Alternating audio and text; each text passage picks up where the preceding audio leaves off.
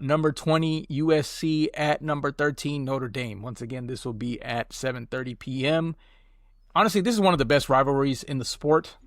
Before all the conference realignment nonsense, this was one of the games you could look forward to. That was a classic East-West versus West Coast type of game, right? So they've played every year since 1926, except for during World War II and some COVID years. So as the rivalry stands, Notre Dame leads 50 games to USC's 37, and Notre Dame's won the last two.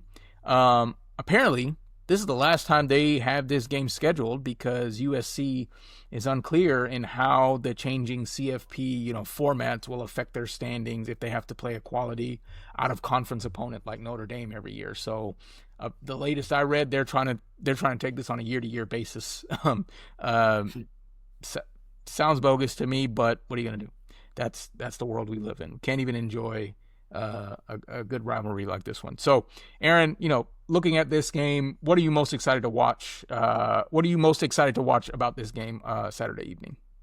Yeah. I mean, so besides it potentially being the last matchup we see for the next year or two, or whatever's going to happen, I'm excited to see, how Jaden Maeva handles the Notre Dame secondary. Last year, Xavier Watts, he was able to get 3 takeaways in this game.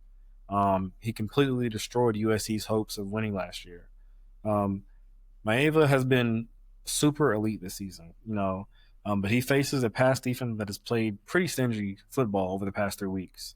If Notre Dame can get pressure and confuse the young quarterback, they will win. If Maeva is clean, the Trojans' pass offense is number 2 in the nation. They should shred the secondary apart if he has time. They are ranked in the hundreds in pass yards allowed. So if you give the quarterback time, he'll be able to expose this Irish secondary. Mm-hmm. I think that, the story will be USC's offense versus Notre Dame's defense. What do you think we'll see out of Notre Dame's offense and USC's defense, Mash? So, yeah, good question. Before I get to that, I want to highlight the USC offensive line. They've been able to give Maeva a lot of time this season, which wasn't necessarily the case last year. So huge improvement on that front. Obviously, giving your quarterback more time leads to better results, right? Notre Dame's pass rush needs to be on their A game if they want to get past this improved offensive line. They're currently in the top third nationally, ranked nationally. So that will be, an interesting battle to see as well in terms of USC offense versus Notre Dame defense. As for Notre Dame on offense, I'm worried they're not going to use Jeremiah Love enough.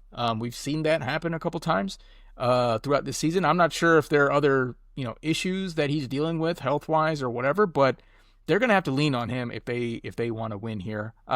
In the 2 games that Notre Dame lost, he averaged 3.85 yards per carry, so right under 4. In the games that he won, he averaged just over 6. So that's going to be a stat that I'm going to look for as the game goes on to maybe give an indicator as to how the Notre Dame offense is doing or how their team result is going to be at the end of the game. So yeah, that's something I'm looking at. Interesting. So, I mean, how do you think CJ Carr will handle the pressure of a rivalry like this? Yeah, I mean, obviously it's a good thing they're at home. It's hard as a redshirt freshman. He's been improving throughout the year. He's doing a lot better than I thought he would at the beginning of the season, but luckily he's got Jeremiah Love, excellent player. And of course, a quarterback's best friend, a tight end, Eli Raridan, his tight end has the second most receiving yards on the team. So he's obviously utilized his abilities a lot this season, and he'll need to lean on him as well a lot in order to get him out of sticky situations. So USC's pass rush is a lot better this year. I mean, USC's defense was like the joke of the entire sport last year, and right now they're a lot better. In fact, they're ranked pretty high. Notre Dame, they're ranked pretty high. Notre Dame has only faced 1 pass rush that's been ranked better than this USC pass rush all year. Texas A&M was that first one, and they lost to Texas A&M. So Ultimately, I think too much will hinge on Jeremiah Love's production in order for Notre Dame to find success during this game. USC gets offensive yards very easily. They're ranked number 5 in third down conversions.